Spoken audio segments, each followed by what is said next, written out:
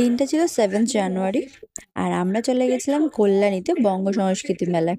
আর মেলায় ঢোকার আগে তো একটু পেট পুজো করতে হয়, তাই একটু পেট পুজো করার জন্য দাঁড়িয়ে পড়েছিলাম।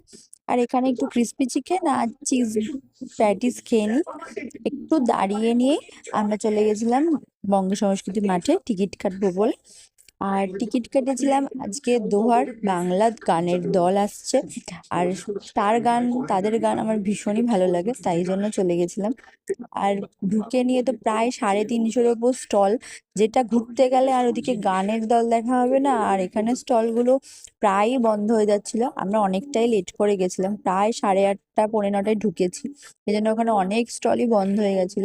আর এখানে যে কটা স্টল দেখতে পেরেছি এক একটা এক এক রকমের সুন্দর, মানে কোনোটাকেই ফার্স্ট করা যায় না বা কোনোটাকেই লাস্ট করা যায় না, সবগুলোই ভীষণ সুন্দর। আর এই এই স্টলটার কথা কি বা বলবো, যত বলবো ততই কম বলা হবে।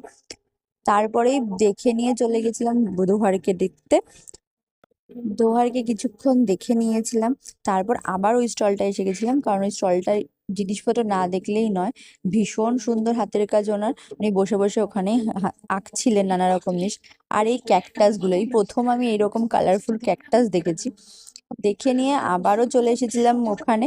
আর এই আন্টিটা ভীষণ সুন্দর নাচছিল আমাদের সাথে তাহলে, আর আমরা ফাটিয়ে নেচেছি সে। এইভাবে দিনটা খুব ভালো